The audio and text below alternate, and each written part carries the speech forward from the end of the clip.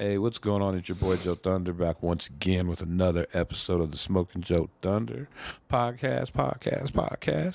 Bringing you the latest and greatest in hip hop and cannabis news from Denver to fucking LA to New York, all over the motherfucking world. Real quick shout out to Be Good Dispensaries, our official sponsor over there on 11 West Hampton. Yeah. Wow. And if you're up north, they're on 120th across the highway from Boondocks. We got another banger for you.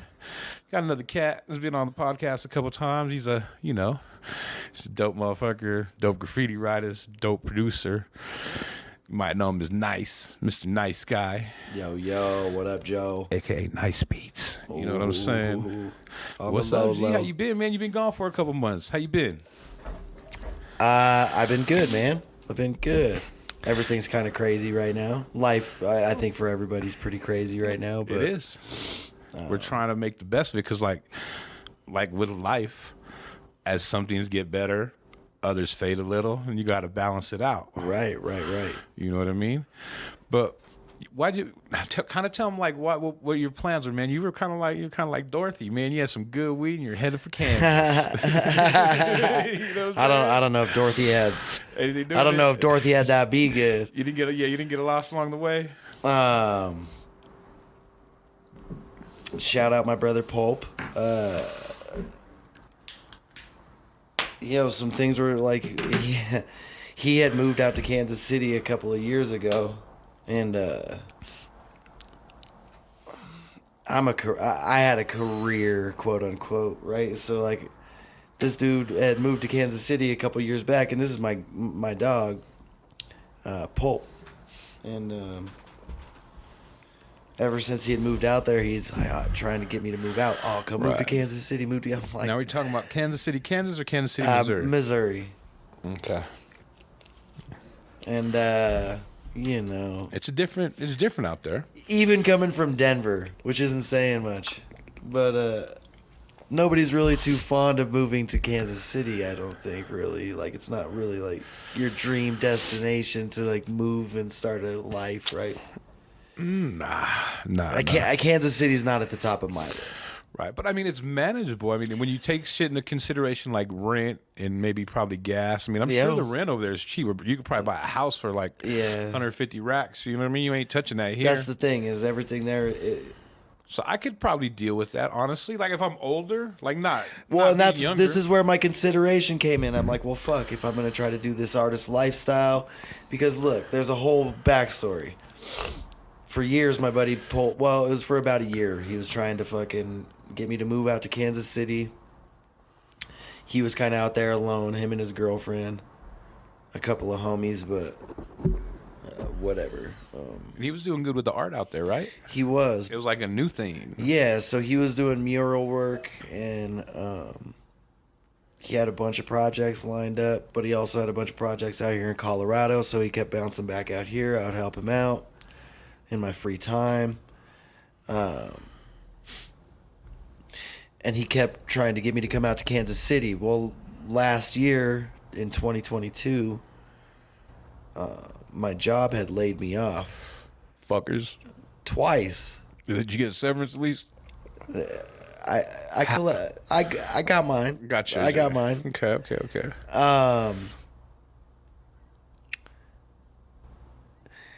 They were both like, they were going to bring me back to work. Right. Like, so I wasn't out of a job. But it was like they wanted you to take like maybe a month or Yeah, because there just wasn't any work. Right. And so they didn't like fire me. They That's just hard had. for a pimp though. Right. And man, I was making a lot of money. In 2021, I made a lot of money. You know what? I call it, even your shit is different than like my shit. It's still that corporate America trap, bro. You know what I mean? That's what it was, and so check it. Car payments, house payments, rent payments, they don't stop. I had been living this life of just like routine. Everything's the same. Everything's the same. Exactly. It was Groundhog Day. Facts. Like, it was straight up Groundhog Day for 4 years. More than that. But the second time that these fools laid me off, my buddy had hit me up. My buddy Pulp hit me up and said, Right "Yo, timing. Moved to Kansas City, and he didn't even really know I was laid off. And he was like, "Move to Kansas City, bro." And I was like, "Fuck it." Fuck it. I had a couple of G's, not many, a couple. My lease was ending here at Be Good. Shout out Be Good. No. Shout out 11 West Hampton. Spot. I spent a lot of time here. It was a beautiful place. It's all good. Okay, we good? Yeah. Good. It was a beautiful time.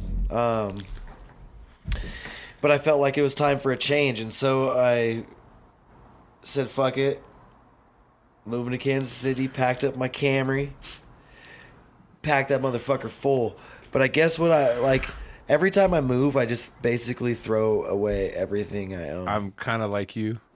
I was just thinking the other day, like, I'm kind of wanting to get an apartment, but I'm like, fuck, bro, I gotta buy everything like all over again. Yeah, like, no chairs, no couch. couches, no chairs, no. I ain't got a bed. No ketchup.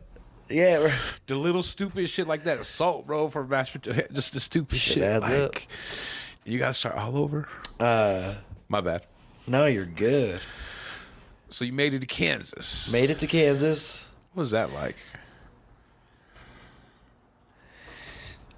I had gone out to help him a couple of times with some projects earlier that year, and I had never been to Kansas City before. Maybe drove through. I think I drove through. Well, I stayed in Kansas City one night one time with a buddy of mine years ago, moving him to Boston, Massachusetts, years and years ago. But I enjoy Kansas City. So this kind of goes back to what I was saying earlier about how, like, it's not at the top of your list, right? Yeah. There's something about Kansas City that's enjoyable. It's got some dope neighborhoods. It's got some grimy fucking neighborhoods. It's kind of pretty great for graffiti. The music scene's lit. The food's lit. There's a lot of positives about Kansas City. I'm not playing. Like, so don't fool yourself, people. Like, go check it out once. Maybe in the summer it gets hot and humid, but go check it out. Like, they got I know in Kansas City, Kansas, they got a big ass water park there. I've never been to the water park, but needless to say, Kansas City and surrounding areas is very beautiful. There's water, there's rivers. It's really green, bro. Like, I didn't know. It's crazy. Like, it was like green like that, and it was like jungle green, like. Fuck. Yeah, because Colorado, we think we're brown, bro. Like, our shit's dry and dead and beat full. Anybody that got green grass in their yard spent a guap on fucking water bill. On a water bill. Kansas and eastbound, like that direction, man, like, it's beautiful. It's crazy. Yeah, I never knew that shit. I really did. And like driving through, like, yeah, when we were in Kansas, that shit was crazy. 'Cause it was so like, it was crazy, bro. Summertime is nice out there. It's beautiful. Yeah, all the pastures and shit. You're like, damn. But then, yeah, you get into the city and there's some grimy spots, and it's great for graffiti and those type of activities. Shout out the homie Pulp again, by the way. Hell yeah. So anyway, this is the beginning of the move. I get to Kansas City for like a day. And Pulp has a project lined up in Chanute, Kansas, which is like 3 hours away. Chanute. Shout out. Yeah, shout out. I was on the front page of the paper. Oh, shit. Yeah, anyway, like with Pulp, the big love to Pulp for lining up the project, keeping me a part of it, and like trying to keep me a part of this whole thing. So we spent it was like 2 weeks, 3 weeks in Chanute, Kansas. Okay. And this is the first couple of weeks you're there, right? Right off the bat. But like I said, I got to Kansas City. I unloaded my shit out of the Camry, left my fucking car in Kansas City, and we fucking literally just like I had a backpack, boom, went to Chanute. Right. That like basically the next day that I got there, and 3 weeks, worked on a big project. It was a success. It was a good project. What did you guys paint? So this is the town that the Pulp's girlfriend at the time, that's like where her family's from. Okay. Chanute, Kansas. And so it was I know you've seen him, you know. Welcome to Chanute, you know, but Right. like big, and then the letters are filled with local scenery and It was you know entertaining. the golf course and the park and the train, like you know what I Kinda mean, like a map almost, but in the letters. yeah, exactly. So local landmarks of that you know type of deal. Do you remember what Chinook was known for? Chanute. Chanute was known for. What their That's this claim to fame dude's. was? That's this dude's last name. I feel like it's his last name. And him and his wife were big into aviation. It was also like a train hub. So like when the war was happening, the military, it was like the train was coming through that part of town. It was a big stop with brothels and gambling and Right. whatever The type whole of shebang. shit. Yeah, you know. So we paint that mural, which was large scale. So it was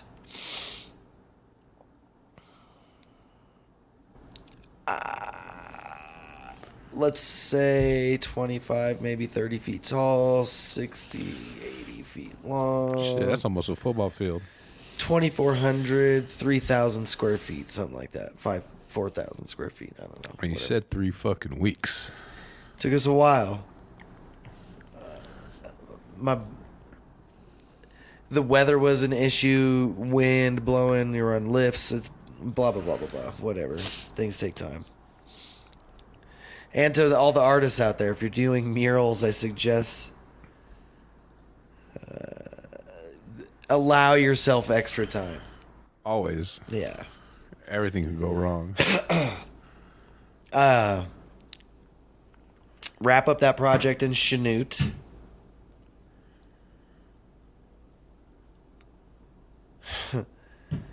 And we go back to Kansas City for like a day.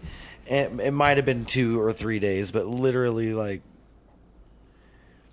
this full pulp gets his check and he's like, I'm buying a fucking boat. It's a long fucking story. I never knew about the boat when I committed to Kansas City. As soon as I'm like leaving to Kansas City, he starts talking about boats. We took fucking sailing lessons. Like, I'm not even playing with you. This shit's... So you guys are planning on living on a boat? He's planning on living on a boat. Okay. He wants me to be a part of it. I want to be a part of it. I took sailing lessons, Joe. I get seasick. Yeah.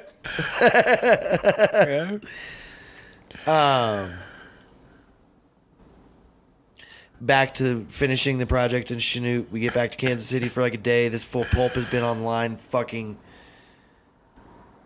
longer than the internet. Right. Does that make sense? Yeah, exactly. He does not stop scrolling for sailboat shit. So Mass he's this, on it about lines the and boat. ties that. Yeah, yo, he's been studying. And this fool found a fucking deal of a steal of a deal. He's like, I'm buying the boat. The boat. We're in Kansas City, Joe. Right. There's no beaches. However, there are rivers. Low key, there's rivers close by that you could pull off. The Mississippi, the Ohio. There's like, I think even the Missouri River. There's rivers you can fucking sail a boat. Okay. Lakes even. I'm just real curious. But the matter of the fact is, Joe, is this boat is nowhere near Kansas City. Oh, okay. Where is the boat? The boat's in a Sackett's Harbor, Lake Ontario. So not even in the United States. Well, yes, we arrived. Anybody else would call it Canada, but it was still America. America. North America. Well, Canada's North America too. It was the United States still. literally spitting distance, though. You like very close to Canada. Anyway, the dude got this crazy deal on this boat, and he couldn't turn it down. And he got the boat? We were trying to figure out a method, like rent a car and drive up there. Excuse me. But we couldn't rent a car, and all of our credits are all fucked, and so we don't have credit cards and deposits and this and that, blah, blah, blah, whatever. Like, that's a different story. So we drive my fucking Toyota Camry that I drove from Denver. We drive that from Kansas City to Sackett's Harbor. So now I see how this starts to form now. So you drive it. Yeah. How long was it? 16 hours. God damn, that's far. And it was, my car was already kind of on edge. On Front Street. She's 21 years old, Joe. You know? A healthy 21-year-old or 21-year-old? She should be healthy, but on drugs. She's a little beat up, a little scarred. She's been ran through a couple times. Last year, I had to replace my water pump on this car 4 fucking times. Anyway, I get to Kansas City, my car's leaking. I'm like, fuck it, dude. Fuck it. He's buying a fucking boat. Fuck it. Let's drive my fucking car. Let's just fucking run it. I kind of just like I gave up on being cautious. I was just like, fuck it, dude. Here we are. This is what we're doing. I gave up. It is what it is. Dude, I was making like more than $100,000 a year. I was killing it. I gave it all up for this move to Kansas City, which at the time, when I didn't know about the boats, I was like sold on it. But like as soon as I started hearing about the boat, I already knew. It was kind of... This shit was like... You were trying to make the best of it, honestly. You kind of knew, but you're like still trying like maybe fucking we will hit the lottery. You know what I mean? Yo, and we kind of did. Like, I get to New York, my fucking car breaks down immediately. Leaking radiator fluid everywhere, coolant's everywhere, leaking. So I put my car in the shop. I don't have much money at this point. We've spent... look, mind you, Pulp did pay me for the mural project in Kansas City, or in Chanute. Like I had a little bit of bread, but we were spending, bro. Like, you know, like a couple of G's doesn't last anybody very long, and gas is expensive, and this and that. So I put my car in the shop. They tell me it was like a $600 repair. And this is really tapping into my last loot. And I'm like, all right, whatever, we'll repair the car. Meanwhile, while my car's in the shop, we're on the boat in Sackett's Harbor, chilling there, cleaning out the boat, preparing it to get ready to sail. How was the boat? Was it better or was it worse? Like when we got there, I was like, it's not that I don't bad. want to disclose what the dude paid for it, but he paid a good price for it. Well, boats are fucking expensive. Expensive, bro. Like, and he paid even the smallest fucking boat is fucking expensive. And he paid a good price for it. And this little motherfucker was like kind of tight, you know. It was kind of tight. It really wasn't even that dirty or crazy, but there were mad spiders, bro, and not just like boat spiders. We were finding black widows and shit. Like really, like crazy shit. Not just to say, like facts, bro. There was black widows over this motherfucker, like nesting. And this is the place I had to spend my next God knows how long. Right. Anyway, we're in the harbor for about a week, dialing in the boat. Meanwhile, this is late October. Middle of October. So shit kind of started to get cold. It's like cold, and check it, not for nothing. We're in Lake Ontario. There's no way out this motherfucker. There's only one way out of this motherfucker, bro. And like, it wasn't the way Pulp thought we were gonna get out of there initially. There was one way he wanted to go out and through all the Great Lakes up around Michigan and down through the Mississippi River.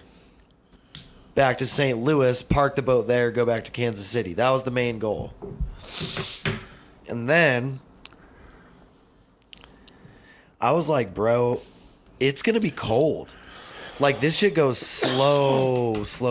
Like, to get to Detroit, it's going to take us, like, a long time. And by then, it's going to be winter. It's going to be cold as fuck. Like, I don't know if that's the move. And then the other option is to go up through, like, Canada. Through Antarctica. Antarctica's way far south. The North Pole. Antarctica. The North Pole. And we come to find out that we can't go through there because to get through Canadian waters, it's not like you're just going to get checked at the border, but somebody's probably going to pull up on you and check and see what you're doing and check your IDs and all that bullshit. And none of us had our passports. And so the only option was the Erie Canal. And the canal was closing in like 7 days. And how far away was it? Maybe it was... Could you make it? Not really that far. Okay. The thing about it is, Joe, 350 miles, 300 miles, whatever it was, on a sailboat, which we're not even able to put the sail up at this time because we got to go under bridges all the way down the Erie Canal. So we... Like paddling a motherfucker? No, we have a motor, but we're going 5 knots, which is 5.5. You guys have the little thing where you put your feet in and you're fucking like No. Fred Flintstone or what? 5 knots, 6 knots, which is 5.5 miles an hour or 6.6 miles an hour. God. For 350 miles. And so do the math on that. 7 days, that's 50 miles a day. That's 10 hours that you're on the boat. Motoring. If you're going 5 miles a day and you need to go 50 or 5 miles an hour and you need to go 50 miles a day, that's 10 hours. It's a lot of time like focusing and anyway, so literally like I can't even. This shit was crazy, bro. We're going through a lock system. And lock system is where you put your boat into a level of water. It locks you in there. Real quick, you guys are attempting this shit, right? None of us. I've never fucking done this in my life. But I mean, no. But you guys actually go through like we're gonna do this and try to get the boat down this canal before the 7 days. Bro, my car is still in the shop. I have nowhere else to be. I'm all right. My bad. Continue, because I'm. So I'm yeah, like, we're doing this. And so,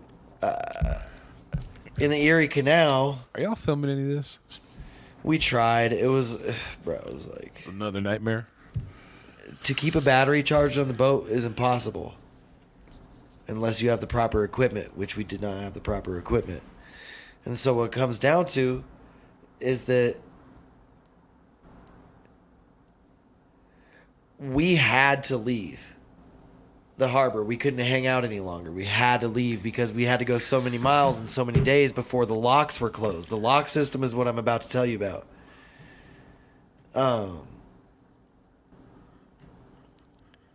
Pope had done this type of shit when he was a kid. He sailed when he was a kid with his grandpa, but like his lady never done it. His dog never done it. I've never done it.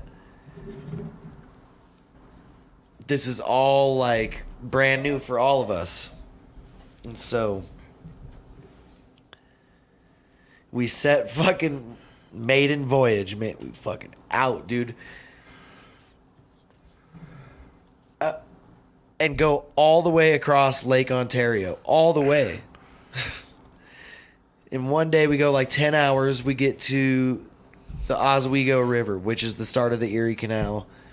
It took 8 hours at nighttime in a rainstorm, cold as fuck. Our first night in the dark, bro. It was sketchy. It was crazy. Nobody knew what the fuck we're doing. No batteries on the phone. Right. You guys are fucking off the radar. We did have enough wits. We had one battery on one phone that worked. We had a little map pulled up on an app that like showed us where to go park at the Oswego River. And, God, this story could be like this shit is crazy. This needs to be like part 1, part 2, part 3. Right? It sounds crazy. I'm like, I didn't know all this. That you went, you guys had a reality show. You know what I mean? Bro, this shit was crazy as fuck. But mad love to Pulp though. Sounds like you're on a fucking mission, man. So check it. We're at the Oswego River. Pull up and dock. It's like a little college town. We don't even really know where it is or what it is. Just like, but it's a little college town. We wanted to go get some food. We ended up going to this little bar, getting lit. There was a sick little spot right across from where we had docked the boat. A sick little spot. We went and caught a little crew rep because we had brought some paint. We had brought a few little supplies on the boat with us to have some fun for when we stopped. And man, when I tell you, like, everywhere we stopped, we were catching wreck. We have. That's one thing I want to talk about because you stopped a couple places, but you guys are kind of getting up, bro. You're not kind of, but you guys are. We were putting in work, enough work to where, in one of the locations, when I get to Jersey and we get to that part of the story, I'll tell you about that part of the story. Gotcha. The lock system in this river, it's cool, dude. It's like you float your boat into one level of water, it locks you in. It has two huge metal. These gates at times, I'm telling you, it's like it sounds like the Panama Canal, like Bugs Bunny when yeah, but this shit looks like you're in the fucking Lord of the Rings or some shit, bro. It's like comes out of nowhere. Yo, if you go in on the low side, because like, or even when you come out for that matter, when it sinks you down. And you're at the bottom of it, looking up 40, 50 feet of just concrete on both sides, and the doors are 5 feet thick of just raw steel, dude. And these things are like opening up, dude. It's like Lord of the Rings, bro. And I'd never done this shit in my life. Like, I'm freaking out. Like, so it was definitely an experience for you. To learn how to get a 37-foot sailboat right up next to the dock, smooth, clean, not crash the motherfucker into the $5 million yacht that's right in front of you. Man, this shit's kind of crazy, bro. Like, it takes a lot of effort, a lot of knowledge, a lot of skill that we didn't have, but we had no choice but to, like, this is it, bro. Either I'm crashing Pulp's boat, because this fool had me operating. Like, most of the time, like, look, I was at the helm most of the time, like, running this ship. You were Lieutenant Dan. Nautical nice. Nautical nice. Yeah, nautical nice is what. And then Pirate Pulp and nautical nice. I got kind of swift with this shit. Hit him with the like, for real. Like, I had the moves, bro. I was like, I got pretty good at it. I was like proud of myself, and like, thank you to Pulp for like putting me into that situation. 7 days, bro, of going 5 miles an hour. We got from Waterton, New York, which is where Saga's Harbor is. Waterton, New York. It took us 7 days to get to Albany, New York, which isn't even halfway across the state. 7 days. So just put all that into perspective. And that was us cooking as long as we could. right. As soon as light shines until the fucking... Can you not like go at there are only certain hours, or is it not? This is recommended? This is the lock system. Got you. So we can only go so Standard far. hours of operation. Well, because like you can only get to a lock, and yeah, exactly. So like you could get to the lock, but they're not. They're only 9 to 5. Gotcha. When you're going through these locks, oh shit, the water raises you up, lifts you down to the different levels of water. It's fucking crazy, bro. The doors open. 7 days of this shit. I think there was something like 26 locks. On the 7th day, dude, we pushed it as literally this is the last day before, like, they're closing today. Right. The last day. If you don't make it today, it's a wrap. And we made it to the last one. Boom. Man, I'm missing so many parts of this story. In the middle of a lake, we bought some weed off some crazy fucking... Bro, there's so many parts of this fucking story, dude. I'm gonna rewind to the second day, dude. We were leaving the Oswego River spot that we had parked at first on our first night. We get to the second spot.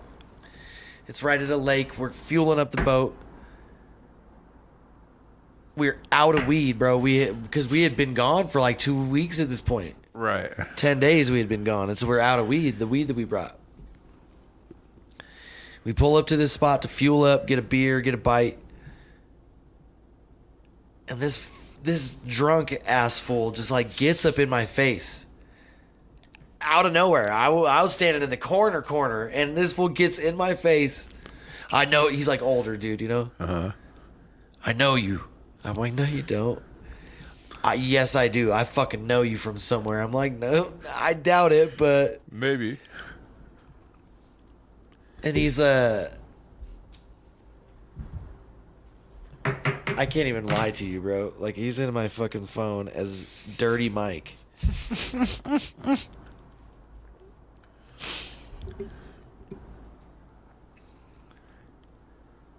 Yeah, Dirty Mike, dude, from Brewerton Boatyard. like, this dude's in my face. I'm like, bro, I don't know you. I'm like, and he kind of finally backs off. And I'm like, well, what's up, dude? Like, what are you doing? Like, trying to get to know this guy. Right. Because we're just... not diffuse, but diffuse the Yeah. situation. And he's like, well, I'm going to go smoke a left-hand cigarette. And I was like, the light just went off. Ding! Like, this fool's got weed. For sure. I was like, we're out of weed. I was like, this fool's got weed. So I went over to Pulp and his girlfriend, and I was like, dude, I'm going outside. And they're like, what's going on, dude? And I'm like, me and Dirty Mike, we're going outside. Because we had just introduced, all right, like, we kind of got cool, right? So the left-hand cigarette thing, we're going outside. Right. These guys are like, what is going on? And I'm like, he's got a left-hand cigarette. And they're like, what? And I'm like, he's got weed, dude. And they're like, what? Like, they were like, really? How do you know? See, that's me. Right. They were like, how do you know? And I was like, dude, it's what a left-hand cigarette is. It's a joint. So we go out back. This fool has his whole little posse of backwoods New York boater boys, old school dudes. They're just blazing joints out back, sipping beers, and we're like, yes, dude, we haven't had weed in like 2 days. We're fucking blowing down heavy. Was it good weed? No.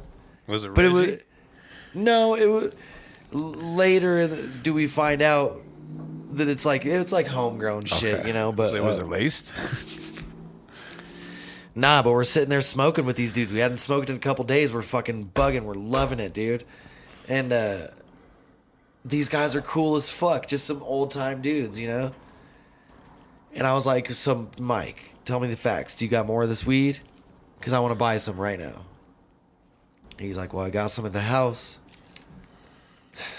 And I'm like, well, could we drive there? Or, like, could we get there? He's like, I'll tell you what. I'll get to my house. He's like, you get on your boat and I'll meet you in the middle of the lake before you get to that island. Because there's an island in the middle of the lake. He's like, before you get to the island, I'll meet you right there. I'll intercept you. And we're like, all right, dude. Cheers our last beers, smoked the last joints, dipped out, got Dirty Mike's phone number, get back to the boat. And I'm like, dude, should I call this fool? They're like, I asked Pulp and his lady, I'm like, should I call this fool? And they're like, absolutely call that fool. So I called Dirty Mike. This fool answers. He's like, who the fuck is this? I'm like, it's the guy you just met at the bar. He's like, who? I'm like, the guy from Denver that you just met from the fucking bar, bro. You're supposed to meet us with weed? He's like, oh. He's like, yeah, I'm on my way to my house. I'm like, this fool obviously doesn't even remember what's going on. He's not going to fucking meet us. He's like, I'm on my way, dude. I'll meet you in 20 minutes. All right. He's like, I'll meet you before the island. I'm like, all right. So we get going. He's like, watch for me. I'm in my pontoon boat. We're like, all right. So we get like about to the island, like right about to the island. And this Creeps out of nowhere. bro, it's like a motherfucking movie, dog. Or like you couldn't script it any better. This motherfucker on this like old, slow ass, funny ass pontoon boat. He's got his cocktail in the fucking drink holder. No shirt on at night, at like evening time. And he's coming down the river.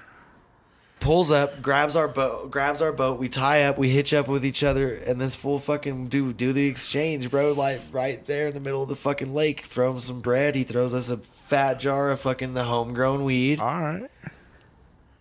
Dirty Mike and the boys, dude. He sent us on the fucking way, dude. Like, Shout out. he was stoked for us and our journey, and so like that was dope as fuck. And so we had weed until we got to Albany, basically. Once we got to Albany, that's when I got a call from the car place in Waterton, New York, up where we started the boat trip, that my car was ready. So You Greyhound it?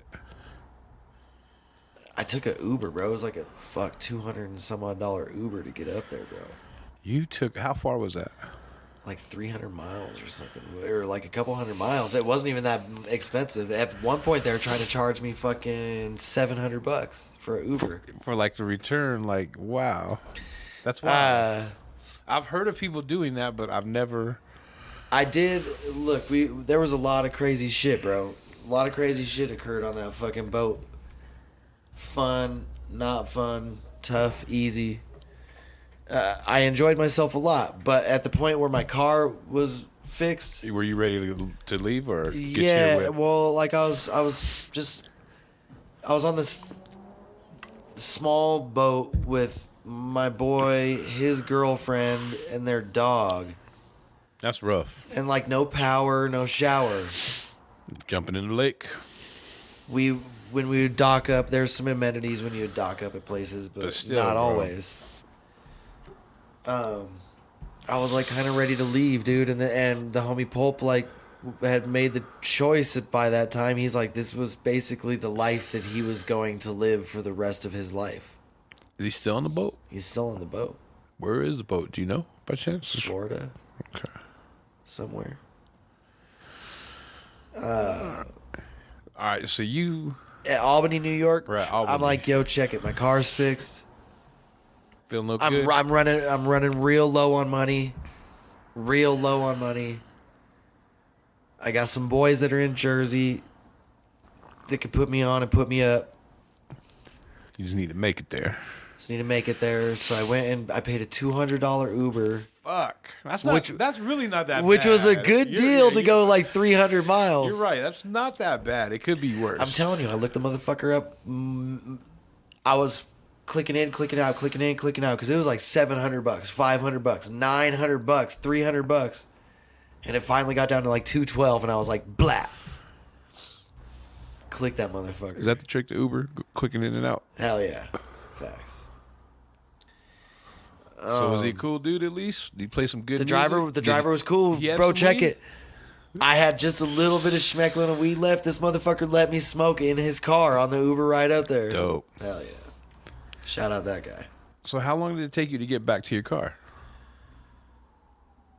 Take you a day? So I A said couple 300 hours? miles. It was 3 hours. Whatever. Okay. So Yeah, that's that's not too that's bad. 180 miles. His round trip was about 300. Okay. So that's how. I'm gonna Google this for you. Waterton to Albany.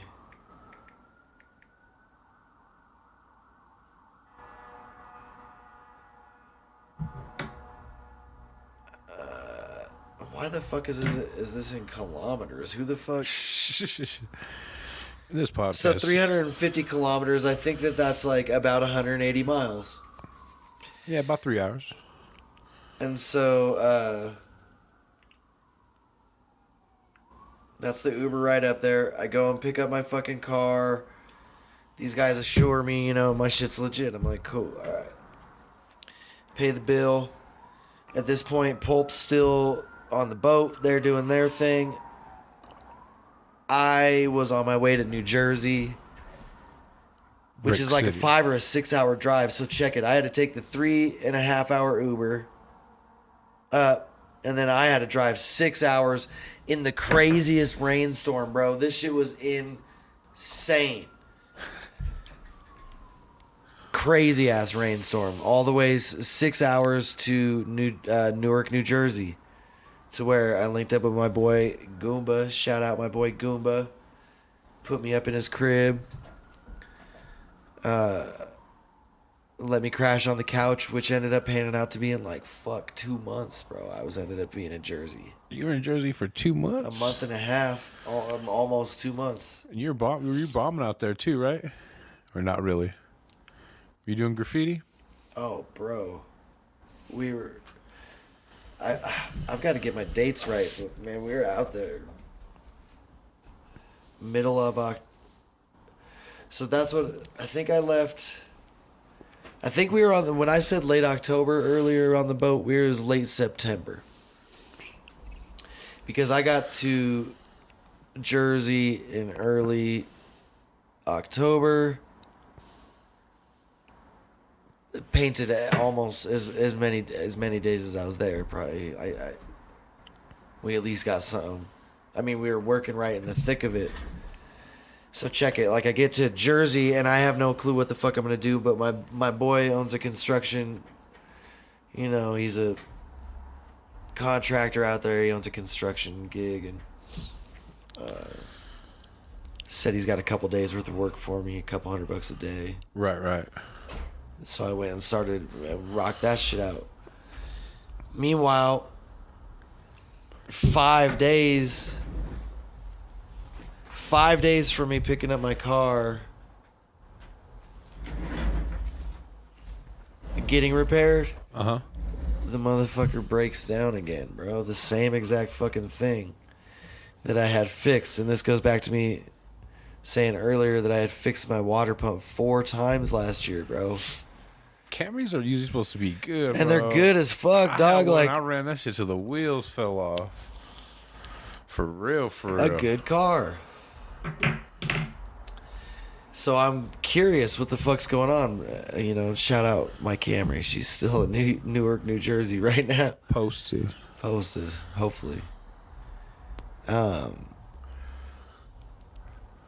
my car breaks down 5 days in. Now I don't have transportation to and from work. Now I'm feeling real buckled and kind of fucked, you know what I mean? And I'm still waiting to Pulp and his girl are still on their way, but not.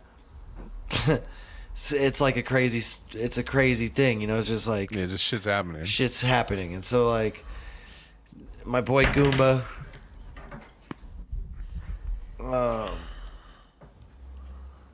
he paints he's an assistant on a lot of mural projects, a lot of big scale mural projects, 60 story, some big 10 story, 20 story, big mural projects,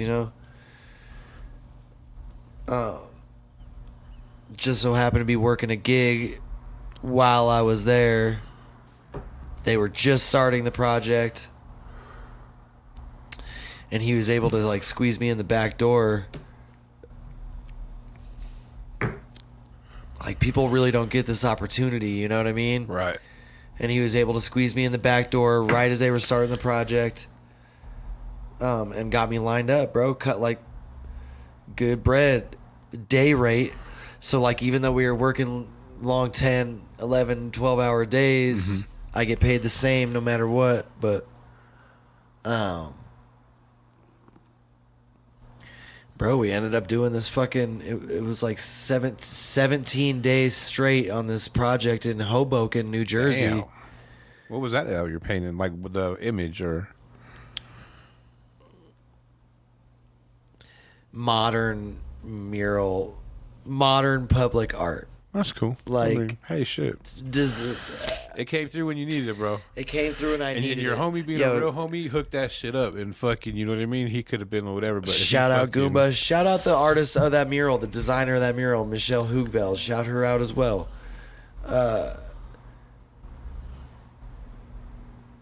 even though like the design could be relatively simple, the execution of that design. Look, I was Different, there. yeah. I was there. I did it. This shit is work, bro. And like the way she mapped it out was exquisite. It was like it was dope.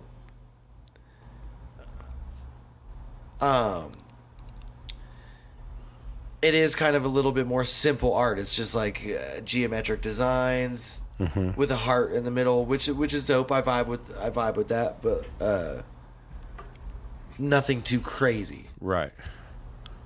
But then when it comes down to the execution of it all, it is crazy. It's fucking like big scale, bro. It's insane. It's like doing a fucking roller for 3 weeks. Yeah, and it's the mathematics of it all, and she did a really good job on being able to break it all down and put it together on the wall, which.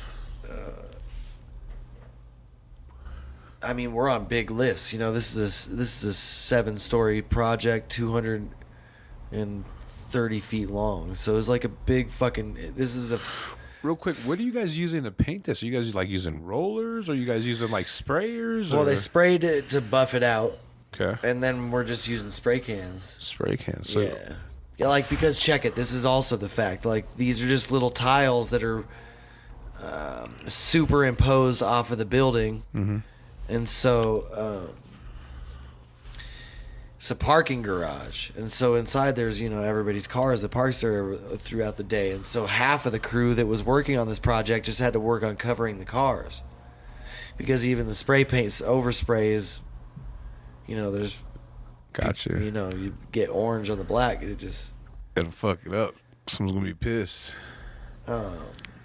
And so that was a huge undertaking, and shout out to Goomba for coordinating all that and keeping the collateral damage to a minimum. I think we really did a great job. I mean, we could always do better, but... Were you guys, like, using big old tarps, or...? Huge tarps, this and that, like, everything we could do, but... Cars are constantly moving, and you're, as the artist working on the outside facade, we're constantly moving. And so you can't cover up everybody's car. You can't cover up every slot. You got to constantly have somebody moving these tarps. And you guys are working during the day, right? Yeah. Sun up to sundown. I was gonna say, did you ever guys think of maybe working at night where there's less? The city wouldn't allow it. So Hoboken, New Jersey is a special city. You know, it's a hours of operation again. All right.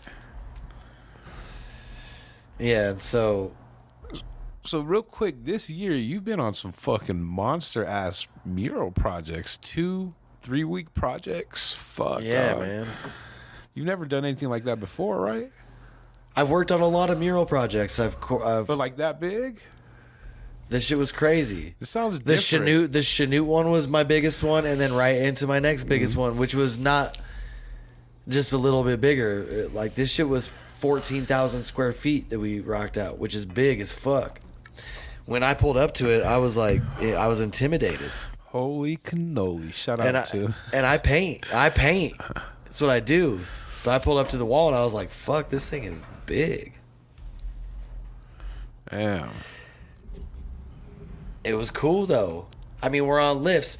Like, look, I operate machinery for a living.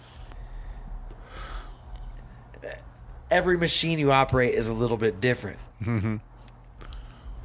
I'm gonna keep it a buck. I never operated a boom lift like that. A 80-foot boom lift. I'm whatever. But they're like, you know how to do that? I said, yeah, man, I got you. Right. First thing, just jump on there, just get going. Like, what is it? Oh, I don't. Yeah, this is different than the one I used to operate. You know what I mean? Like, till you just learn it, and then you're good. Fake it till you make it. Quick question. What up? Those things take keys, right? Yeah. Are keys universal for our people out there? I can't answer that. Just curious. All right. Hide your keys. But.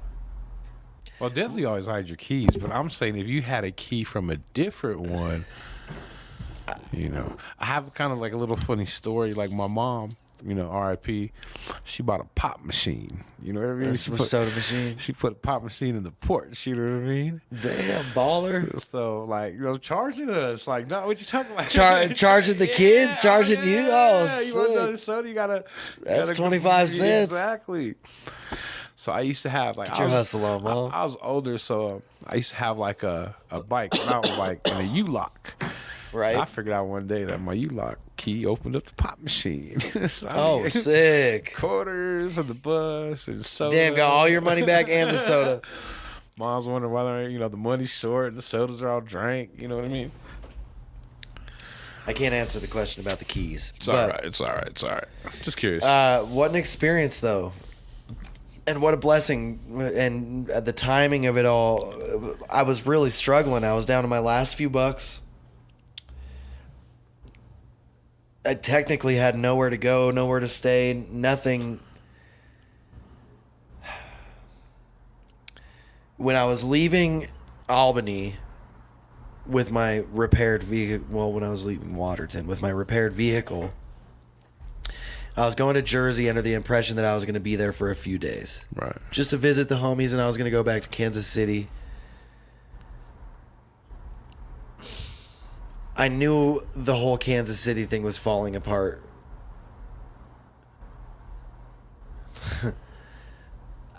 It was basically a wrap. I knew I even if I went back there, I didn't know what the fuck I was going to do because I knew Pulp was on this mission. Gone. I was trying to come up with ideas, and Newark, New Jersey was my idea, where I knew some people. The homie blessed me with this gig. It ended up being me being on that gig, that particular gig, for 17 fucking days. That's dope. Which, that didn't initiate for quite a few days.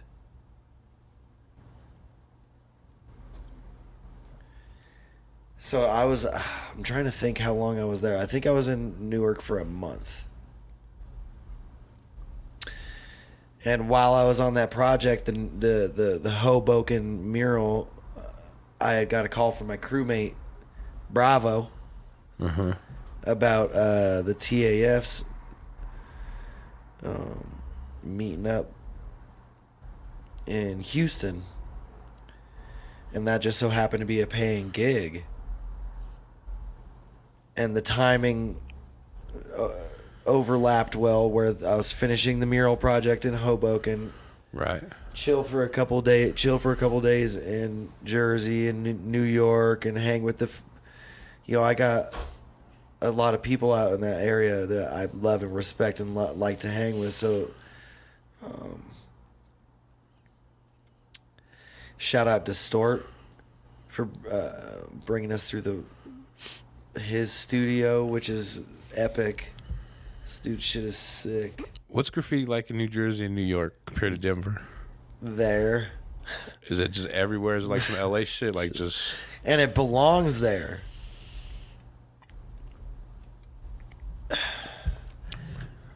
I love Denver, and I love Denver's graph scene, but Denver does not have the landscape and the architecture it's different that these other big cities do. And sometimes Denver looks kind of forced. Like the graffiti. You know what I mean? Like, I don't know if that's... I think that's accurate way to say it. It looks a little forced because we don't have... It's not free-flowing, and there's not as many people doing it that is free-flowing. There are a lot of... Like, there are tons... I mean, I've never been to New York, so I don't know, but in L.A., bro, there are tons and fucking tons and tons and these tons kids and tons out of here, fucking writers these kids are active out here right now, but Yeah. that's the thing is like... It's a different level. It's like not even comparable, and I'm not It's trying hard- to it's cap hard. or anything, but I mean, we get ours, but like you got to figure when you have like, 10 million more people, fuck, dude, it's gonna be amped up, and people like really, it's a different level, bro. It's a whole different game, dude. And they take it seriously on a whole different level. Not to say that Denver writers don't take their shit serious, but it's very different, and it's very...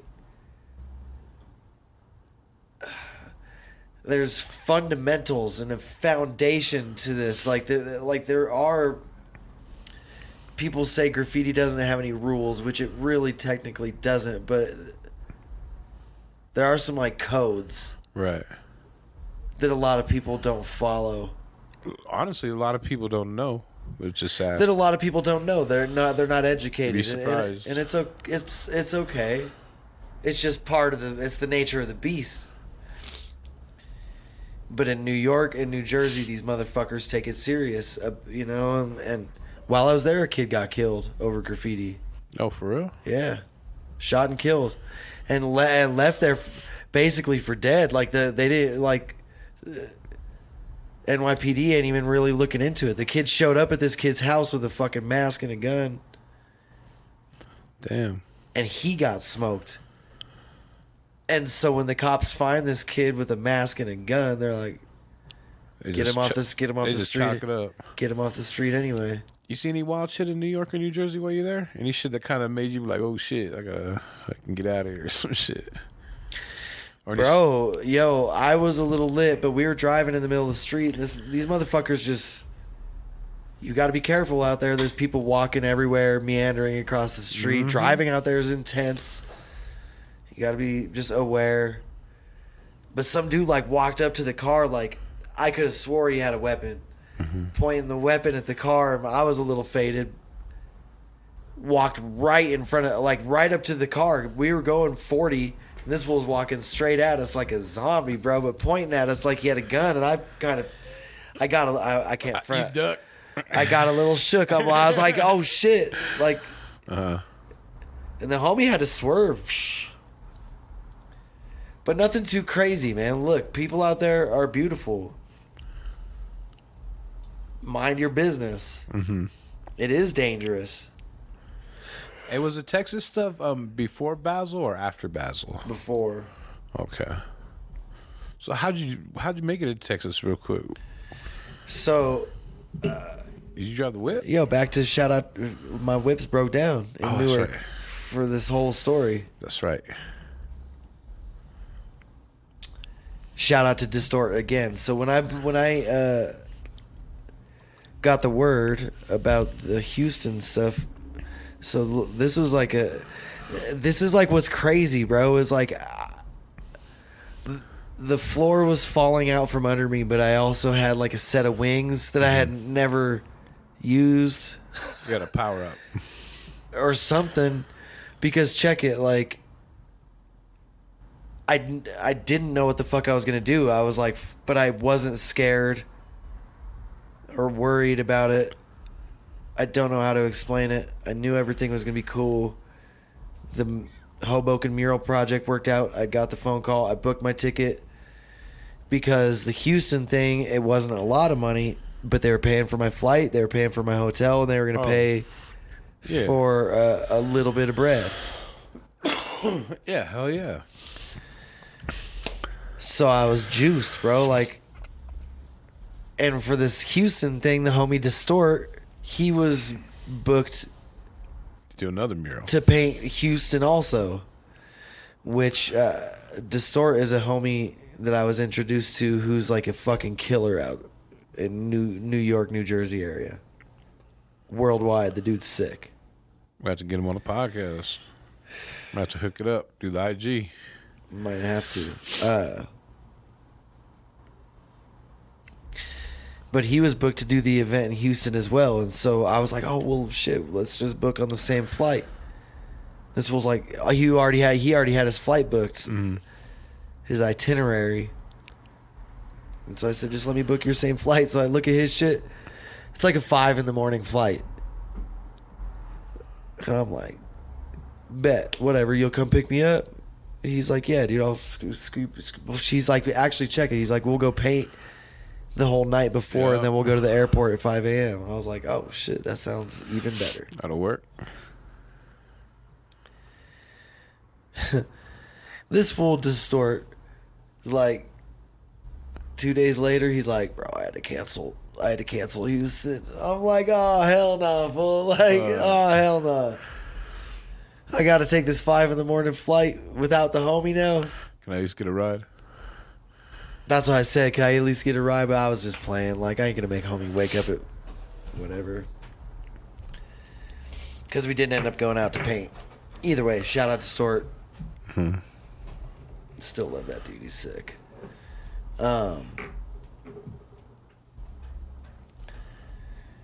Houston. Man, you're all over. Fuck, Yeah, bro. Houston was sick, bro. So, like, I spent some good time in Newark and New York, and I love all those places. I love both those places. I love all the people. Shout out Wendy Random. Shout out Sex Pays. Shout out Dak. Shout out Jersey J. Jersey Jack. A lot of jerseys. Yo. I love it out there, bro. I love that part of the world. But I got the call to go to Houston, so I get down to Houston. This is crazy for me because I don't usually get invited to shit like this. Like, that sounded funny, right? But like, facts. Like, I'm just a bomber, bro. Right, you're like, more of a bomber, bro. For real. You're not. You know what I mean? I do burn and this and that, but I don't get invited to like out of state art events that are paying me money. Like, so it was a trip to me that the universe was like I said, those wings when the world was falling out below me, the wings It was were like aligning a little bit.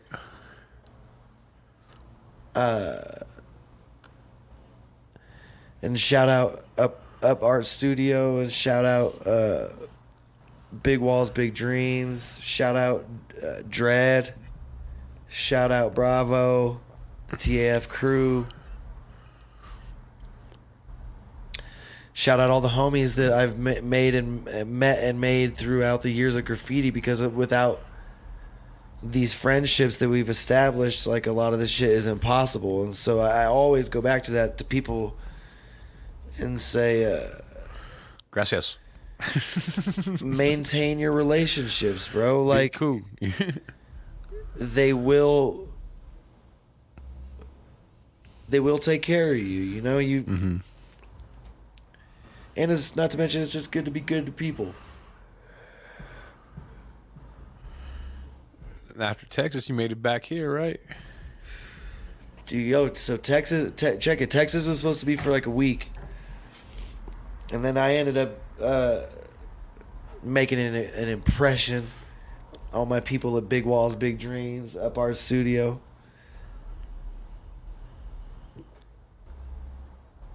And like they basically hired me to help them out, be a little assistant, chip in here, chip in there. They kept me in the fucking hotel, bro. Oh shit. Yo, like, they took fucking good care of me. Kept a little bit of money in my pocket. They upped my pay. And bro, it was lit. They shot me another mural project, which I had to finish the project, but it was some money. They got me a little check. How long were you in Houston for then? A month? It went from supposed to be a week stay to, I think, like almost 3 weeks. And they were putting me up as much as they could, but the work kind of was running out a little bit. Right. Which is word, but like, they let me use their car, bro. It was crazy. Some different shit. Shout out Noah and Elia for facts. Big up to Dread for co-signing me when he didn't have to. Yo, that's a whole other story that's for like, work was kind of drying up in Houston after 2.5 weeks. And I, again, had nowhere to really go.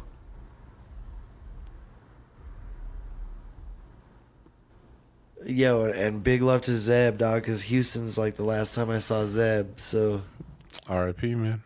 Yeah. A lot has happened, but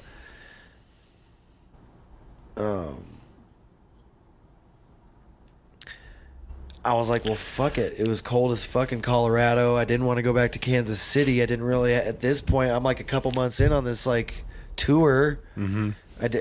Nobody's in Kansas City. I do have a key. That's what I was gonna say. So you went back to pick your shit up. Like, was it? This is at a just spot? recently. Was it at a spot or was it in the store? Yeah, yeah, it was at. It's at the. Hey, did you save the basketball cards and the football cards? I've got a few of them. They're downstairs. Kansas City was kind of off the table at this point. You know, I wasn't really. For sure. Well, you don't know anyone out there. You know. It's a whole different Yeah, ballgame. this full pulp's on the boat.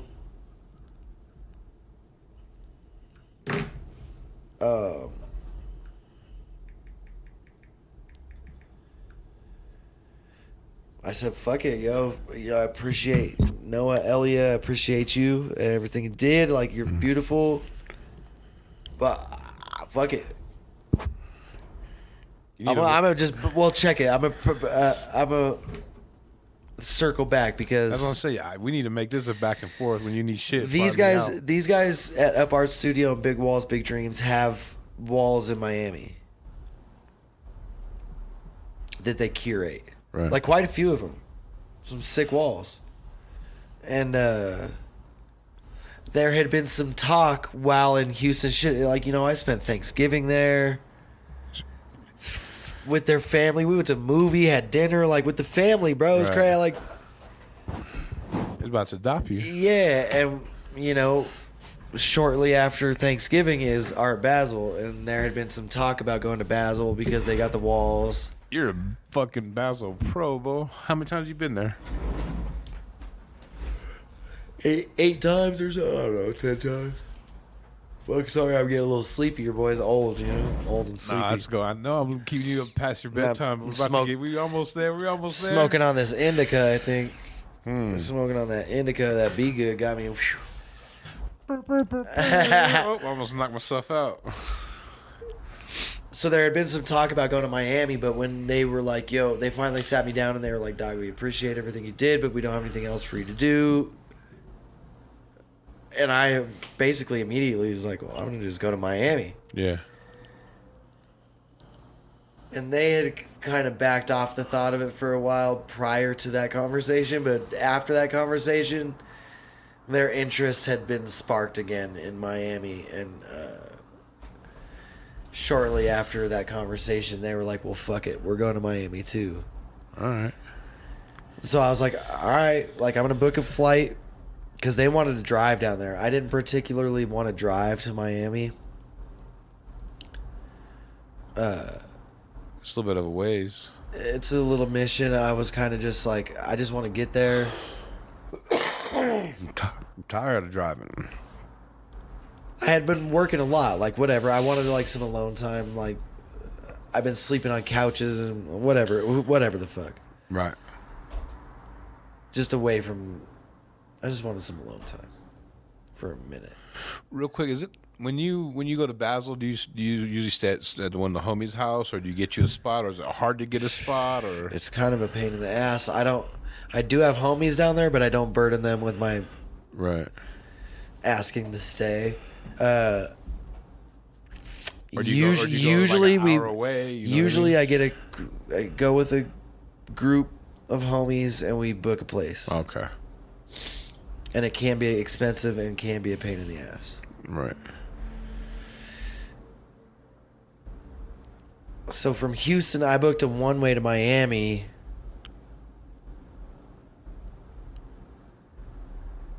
A little bit before that, these guys at Big Walls, Big Dreams, they've got the walls down there. Right.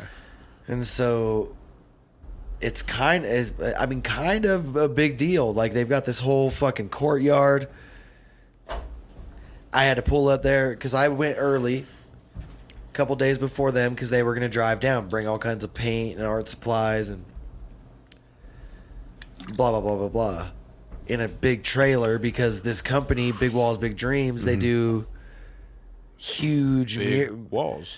Yo, Houston hosted, I think, like 70 murals or something like that. Or like 70 artists, 50 murals. Something like crazy. Mm-hmm. So they got all this like leftover paint. He's like, fuck it, we'll drive it all down, you know, the trailer. So I get there a couple days early, get access to the place. get the fucking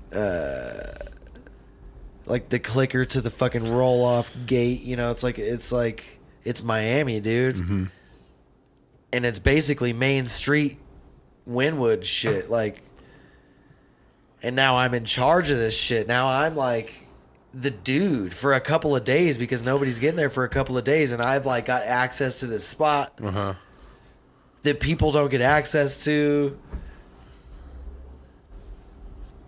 So I felt like king shit for a couple of days, but at the same time,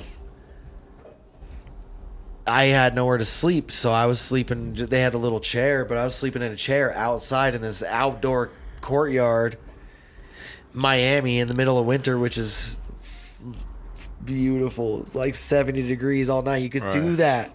You could sleep in your patio chair all night on the patio. So for a couple of days, it was like that. But when the guys arrived with all the supplies, I had to get lifts while these guys weren't even there. I'm getting lifts and shit. Like, I'm getting deliveries, a motherfucking golf cart. Dude, we were dipping. We were sick, equipped sick. It was lit.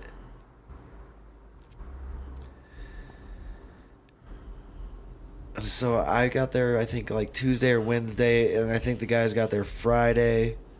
We had the lifts. We had dudes like Seist painting. We had Bribe and Sour from Canada. We had Chris Haven painting. I got a pretty sick wall with this dude Bino and this other fella Dios, and they're both from Brazil. So that, and like they're really, really dope at what they do. So that was a good experience. Yeah. Would you say this is one of your best Basels? Yo, it was fun in a whole new manner because like I was rolling with these guys that kind of had a little bit of finance and funding, so it wasn't like just fucking slumming it. Yo, I got to hook a couple of my people up with some walls. I got to hook them up with some paint. We had the golf cart. We're cruising around the city on the golf cart. Traffic's everywhere. I'm fucking driving on the wrong side of the road in the golf cart because I could cut traffic. It's a size ratio. I could fit on the sidewalk, basically. It's like, yeah. Acting a fool. Acting a fool, bro. And it was fun. Smoking blunts, drinking beers. On Different the fucking experience than fucking going out there with all the homies, fucking someone sleeping in the bathtub, fucking full stinky and all that shit. It still on a level was kind of like that because even when the fucking fellas, I don't know, I'm stuck on that. Even when the homies got there from Houston, Dredd and Noah, when they pulled up, we got an Airbnb. But this is also the day. So they pulled up Friday night.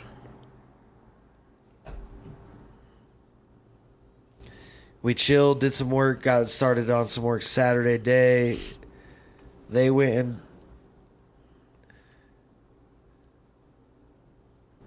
I wanted to relax. I forget what it was. I was tired as fuck. I was drunk. They wanted to keep going out. I was drunk and passed out in the courtyard on the chair. They were drunk. I was drunk. They wanted to keep. This is what it was. I was up in Fort Lauderdale staying with the homies Pin Pusher, Mimer, and Guts. They had a little crib that they let me crash at. The Big Walls, Big Dreams Up Art Studio crew, they wanted to continue going out. It was already late. Yeah. I was done. I was a little burnt, and I got a whole Basel to go. Right. And so I went and chilled at Fort Lauderdale. And then I started getting texts. That was Saturday night, and then Sunday morning I started getting texts at like 3 a.m. about Zeb. And I was passed out. I was tired, sleeping. I didn't hear the phone. I didn't see it till I woke up. But then I saw it when I woke up. And Sunday morning, like I called Elvis, and this fool was at the hospital with him, like basically watching him breathe his last breath. No, I know it was the homies of your guys', I'm sorry to hear that, man. Yeah, it's. I mean, it's part of life, those type of things. But I actually remember the first time I met him. You were there as well. Really? We were up north at the Be Good on 120th. oh, sick. They had that little art theme, Uh-huh. and we were just chilling. You know what I mean, at the table. And I think I think honestly it was you that introduced me to him. You know, I had my bug. Y'all were hitting that up. You know, It's crazy. Yeah. So that just like really changed the pace and of everything. of everything. But with that being said, like the show must go on, and so we had a lot of liabilities that we had lifts out. We had like 4 or 5 lifts out around the city that regardless of how bad everybody wanted to leave, like we had stuff we had to button Still up. take care of. And so I played a big role in that logistically for the guys on the back end after the Zeb thing, because it was a real tough situation to coordinate anything after that.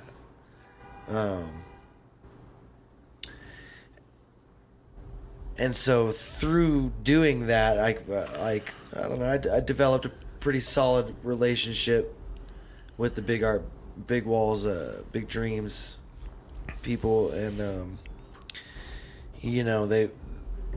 they want to work more with me in the future due to that. And like I think we're gonna 2023 Basil, I'll probably be doing a lot of assistance with that project. I might be coordinating most of that project. So That's dope, man. You gotta make those ties and those relationships, like you said. right, and you never know, and none of that's a guarantee, but like a lot of that's in the works, and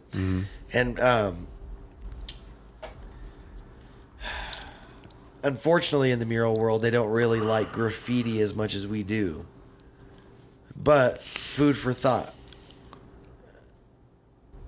You can still incorporate it if you do more artsy things. So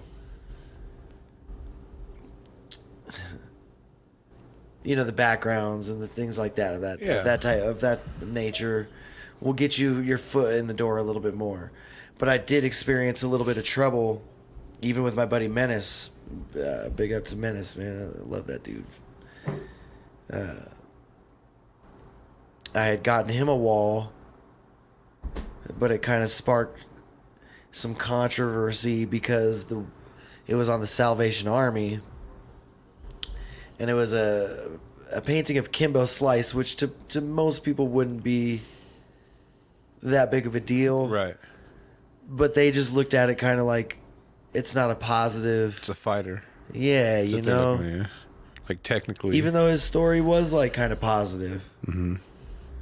Yeah, they're not. They don't want to hear the bad person gone good. They want the good person gone gooder. So I kind of So I kind of got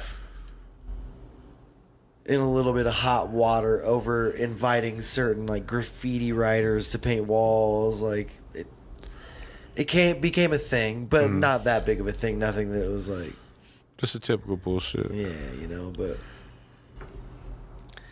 So it's kind of tough being in my shoes because that's what I really, more so than a lot of people's murals, I value graffiti. Right. No, that's where your focus is. I could tell you that. Like you're, like I said, a graffiti bomber.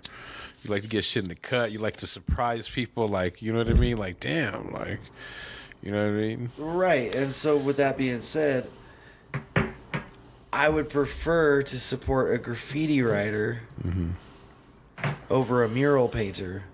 Like if I had the option to get somebody a mural job, paying or not, like whatever, like, but let's say it's paying. If I could get somebody a paying job doing what I do, I would prefer to give the job to a graffiti writer.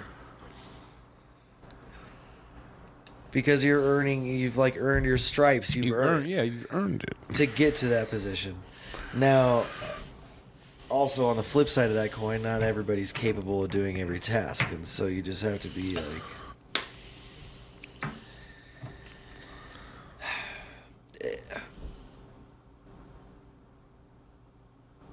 And people are gonna get mad when you paint Kimbo Slice on their building. When it was gonna be fucking dope. The dude ended up painting it on another building, and it looks fucking sick. So did you guys paint it on the building, or they just cut it from the beginning? So he got his sketch on there, and I think they got mad at him because it's like the Salvation Army is like, at least this one is like a rehabilitation center. Gotcha. And my boy Menace liked to blow mad trees, right? And so he was out there just blowing tough. And I think they kind of got a little upset about that. Oh yeah, you know how it is. They still don't like us. It's all good though, cause I'll be high all the time, so I don't even care. I'd be high all the time. Oh, bullshit. Yo, so anyway, the Zeb situation occurred. A lot unraveled for the direction of things and the trajectory of things, just in general, from that being. Brought you back home, baby. And so it was approaching the holidays anyway. Save you a trip. Nah, well, I was gonna come back and see my family for the holidays because Save you the. Yeah, because I didn't get to do Thanksgiving. Like, look, I'm a family guy. I like hanging with my family. I like doing the Thanksgivings. I love that shit. I love my family. Like, my mom, my grandparents, my brother. Like, I love them all. My cousin, my uncle, uncles. Do you guys have big stuff like that? Like the whole. It's family? not. It's not big. Our whole family is like 10 people, maybe. You know? Still though. Yo, and speaking of which, in Miami, after all the Zeb thing occurred, my uncle is he's a famous voiceover actor, and so he's the voice of like this character Neji from Naruto. Okay. It's a famous anime. Oh, okay. And so this motherfucker was booked to do like an autograph signing the same weekend as Basil. And so he was down there getting breaded off of autographs. Oh shit. This fool's sick. But my mom had went down there to help him out, and mind you, I hadn't seen my mom in like a couple of months, when I typically may not see her for a couple of months, but at least I'm in Colorado. Right. And it feels like we're closer. I had been on the move for a couple of months, so I hadn't really seen her. But she had just so happened to be in Miami with my uncle while he was doing the autograph signing. What's your uncle charge for an autograph? Do you know or no? It depends. I think there's levels to it. But is it like is the minimal 50? I think they're like $40 or $80 or so. Just curious. It's kind of crazy. No, it is right now. I was looking at something that I'll tell you off, but I seen something. I was like, damn, that's kind of expensive. Yo, it's shout out to my uncle because he hired me to do custom drawings, custom digital renderings of his characters. Okay. And he uses those. He's gonna use those as his autograph pictures. Dope. Because his shit was kind of like, no disrespect, Steve, but your shit was kind of busted, bro. I'm like, you need me to. The one I sent him is sick, bro. It's like got a nice little space for his autograph and a little fucking. All built in. That's smart, bro. For real. Yeah, I mean, ain't nothing worse than getting a fucking autograph on like something where, you know what I mean? It's too dark, where it looks dumb. It's like, and it looks dumb. Like, yeah, it's just. This is like it, like, because hey, check it. Me and Joey T, we about that life. We like sports cards. Yeah. Just think of an RPA, bro. No, I already know, man. I was gonna tell you, I have a fucking photo of an epic basketball player, Luka, and it is signed like the worst thing I've ever seen in my life. Where like, it almost makes me like sad. You're mad because it ruined the picture. It was just everything. It was like in the dark spot, the way it was, and everything. You can't really. It's just one of those scenes where it's just like you gotta have it structured, bro. You gotta have it structured. I did though. I had it. I was perfect. It was everything happened perfect that day. You know what I mean? You didn't coach him though. He needs a coach. Luka might be the best, but he needs a coach. True. Yeah. Anyway, so shout out Unc for his fucking success, dude. Like, That's tight. Yo, my family's crazy. Hell yeah. We're not balling at anything. Like, we're not balling, but, like, we're good at things, you know? That's dope, man. Anyway, so after the Miami thing, I figured I'd come back to Denver, bro. Zeb had his services here. My family's here. It was about to be the holidays. I had nowhere else really to go. I wasn't going to go back to Kansas City. Fuck that. Well, we're glad you're back, man. Yeah, and now I'm back Chilling. and trying to stay active, but I'm also like going crazy. Well, since I've been back, I don't have my vehicle. I don't have a job.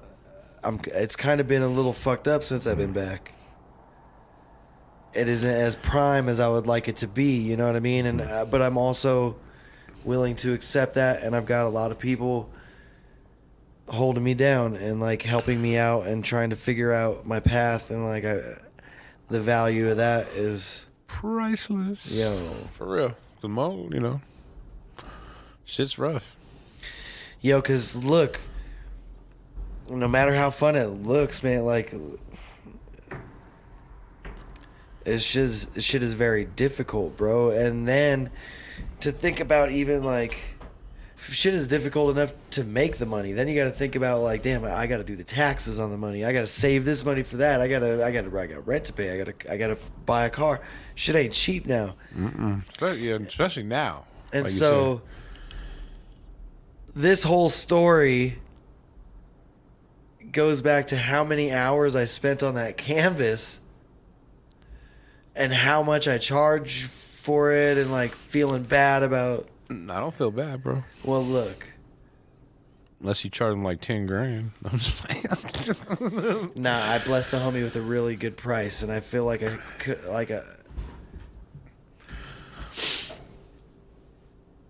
because he's the homie. Right. If it was a problem, he would have said, I can't do that. No, this is what I do. But he didn't have a problem with it, so you're straight. I guess what I'm getting at is like through all of the experiences and all of the things that we do and all of the shit that it takes to get us where we're at.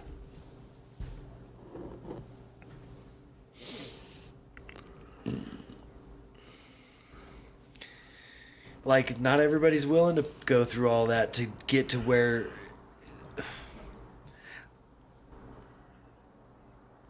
Charge the money, dude. You're good. You know what I mean? If they can't handle it, they can't handle it. It's fine. It's different, and people are down to support nowadays, bro. When I was doing my shit during, still doing it, getting new shirts soon, but during COVID and all that shit, people support. You know what I mean? I appreciate that shit. I spent maybe 15 hours on the canvas, 20 hours maybe. Which for me, on one piece of art, look, I'm a bomb. Like I bomb. Even when I piece, I do it fast. That's what I'm saying. Next canvas, you just do a throwy. Well, like I would even do it with a real kid. Just do it. You know what I mean? This is listen. I've been. We're very reluctant to be a canvas artist or anything like that. It's not about being. That's just about, that's one thing, though, I do tell people, like, because, fool, you are dope. And I tell my homie, fucking shoot the same shit. You're dope, bro. You got to put out a little bit of artwork for motherfuckers. You're that dope. Like, if you weren't dope, then I'd be like, fuck it, bro. But you're dope. Just like, I appreciate even that. think about, like, shoot, how much art does he really do and put out? None? Like, you know what I mean? Like, I think there's a shoe piece in my room. Oh yeah, for sure. I'm lucky. Fool, I probably got the most of anyone. Like, you know what I mean? But it's like, you know what I mean? That fool just doesn't do that shit. You know what I mean? So like, but if you that's why I told the homie that bought the piece. I was like, when I sent him in the text, when he's like, well, how much you think? And I sent him in the text. I said, well, anybody from here on out, like anybody. Yeah, don't tell nobody. Yeah, tell him about this. That shit's like $1,200, $1,500. I ain't playing. Like, that shit takes fucking mad work, B. And like 15 hours is, it's a grip. And it's not.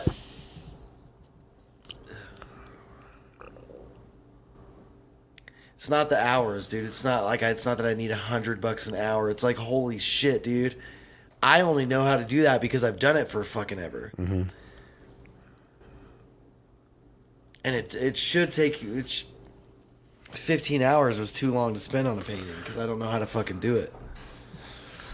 But it's just like a book, bro. But it's a job, dude, that people aren't willing to do. Do you ever do like full color like pieces in like people's books or no? Very rare, you know. That's like the thing is like. That's kind of what it is when it comes to that canvas shit. You got to be able to do like a peak, like like 3, like an hour, hour tops, 2 hours. Maybe I have I have issues with commitment or something. Because even with my beats, man, like I like to. Here and there, you like to get a little, then get a little, right? Get a little. Coming back to stuff like is just you're in the zone now, and so I like to finish things. That's what you got. I think you just got to wrap it up. Then you can't keep it intricate. Just wrap it up. Like give yourself whatever I put. Like not like whatever I put out in an hour I put out, but let's get a finished product within an hour. Whether it's a fucking throwaway with some fucking clouds and some fucking shit, or if it's just a little fucking straight letter, like a little, or you know what I mean. Doing your little fucking, doing your rollers. You know what I'm saying? Some crazy shit. I don't know. I need to get a drink. Yeah, man. Well, shit, man. Like I said, man, we're definitely proud. Not proud. Fucking definitely glad you're back, no, bro. I know you're proud of me, man. No, I'm just kidding. Proud you made it back, bro, because that's a good-ass tour, bro. Like, for real. Well, I'm lucky to have... I'm lucky to have the people that I... in my life, man, like that I have in my life. I'm lucky to have them everywhere. They're lucky to have me too, but I'm lucky to have them like